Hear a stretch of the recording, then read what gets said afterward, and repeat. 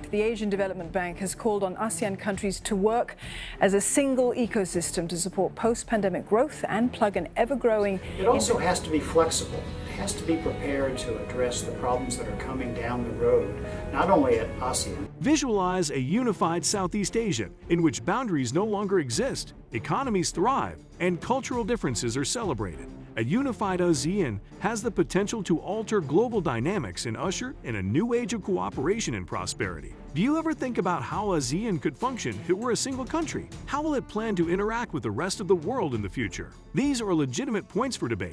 If you want the answers to these questions, you'll need to watch the whole video. Without any further delay, please subscribe to our channel and press the bell icon for future updates. If ASEAN were a single nation, its $3 trillion GDP would make it the world's sixth biggest economy. And by 2050, it is expected to become the world's fourth largest economy. An intriguing picture of regional transformation brought about by shared leadership, economic integration, and cultural concord is presented in this audacious, hypothetical scenario. Even if it's a far shot, thinking about what would happen if ASEAN became one nation might help illuminate the opportunities and problems that would arise. Indonesia, Malaysia, the Philippines, Thailand, and Singapore were the original founding members of ASEAN in 1967. With the exception of Thailand, all nations just recently won their political independence after being colonized or dominated by others for decades or even centuries. Like other recently independent emerging countries, Southeast Asian nations were inspired by this experience to cooperate for the sake of their shared interests. The big powers' exploitation of the area for proxy wars and major power competition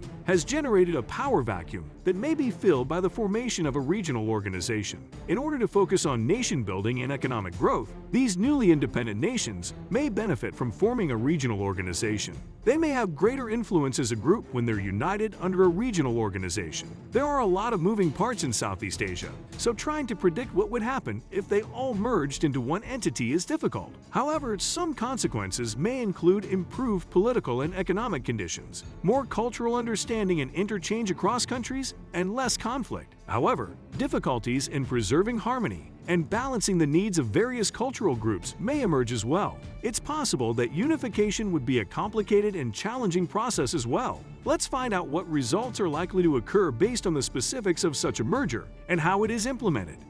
Gains to the economy. One of the most significant benefits of ASEAN unifying under a single government would be the creation of a humongous domestic market. If restrictions on commerce were relaxed and freer movement of goods, services, and money was promoted, the economy of the area would see unprecedented growth. This kind of integration would be beneficial to a number of aspects, including foreign investment, regional competitiveness, innovation, and technological advancement. External danger.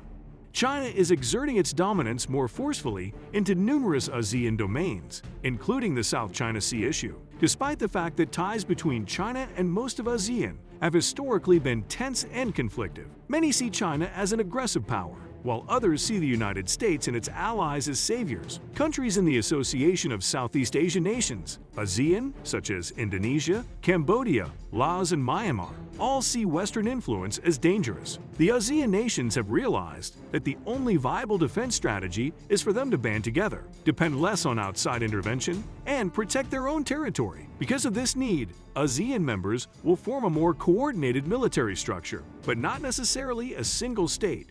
Integrity within.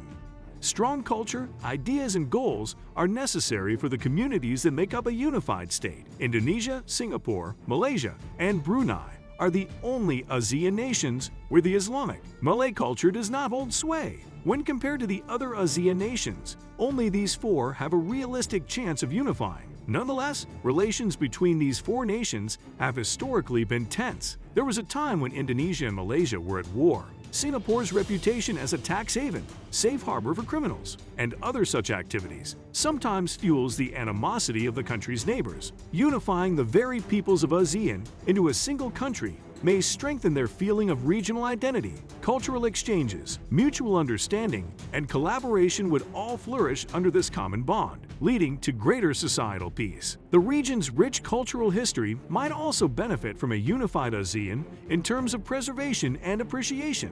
Better coordination and budget allocation for infrastructure development projects would be possible if ASEAN became a single country. Trade, tourism, and economic growth would all benefit from more efficient connections between member states brought about by modernized transportation networks, telecommunications infrastructure, and energy grids. The regional economy would benefit from this common infrastructure, since it would help close the gaps that now exist. These were some of the benefits that would materialize, but let's not forget the difficulties that would also need to be overcome.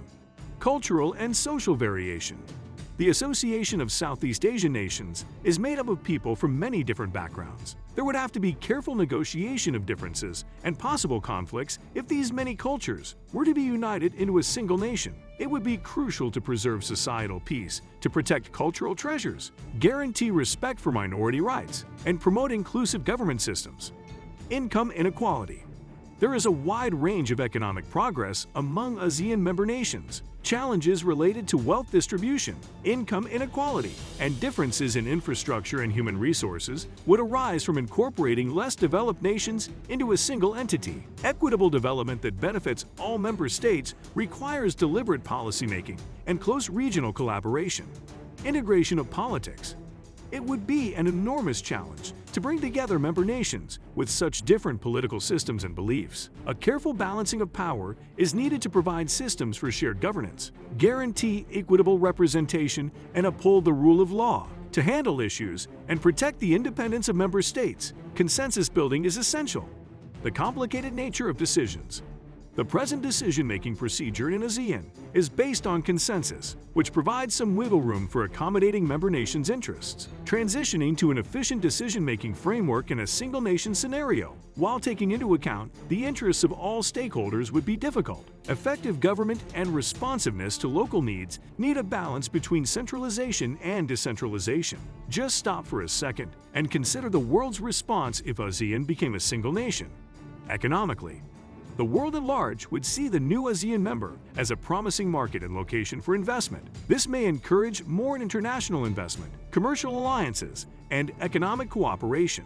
Opportunities for governments and corporations to enter the rapidly expanding ASEAN market will be investigated. It's possible, however, that certain nations have misgivings and worries. Existing geopolitical institutions and regional balances of power might be threatened by the advent of a united ASEAN. Fearing a change in alliances or a consolidation of power, certain countries may keep a careful eye on ASEAN's political actions. There may also be apprehensions about how the newly united ASEAN nation would affect international supply chains, competitiveness, and labor markets. One may expect a mixture of curiosity, cautious optimism, and thorough examination of the consequences for global politics, economy, and security if ASEAN were to unite as a single entity. It would take a lot of time, money, and political will to bring ASEAN together. The member nations may find it difficult and time-consuming to negotiate, develop consensus, and resolve issues. A united ASEAN would also need the support of the public and the willingness of residents in each member nation to accept the proposal. Even while a united ASEAN nation has the potential to make Southeast Asia stronger and more cohesive, it would still have to overcome a great number of obstacles. In order to prevail over these obstacles, it will be necessary to have leadership with vision, governance institutions that include everyone, and a commitment to collaboration and conversation among member states. In spite of the difficulties, the concept of a unified ASEAN offers an exciting investigation of the possibilities that may result from a consolidated Southeast Asian body, as well as the potential of the area as a whole. It was all about ASEAN coming together to form a single nation. I really hope you enjoyed seeing this video. Please show your support by giving this video a like and subscribing to our channel. We'll catch up with you in the next one. But until then, stay safe.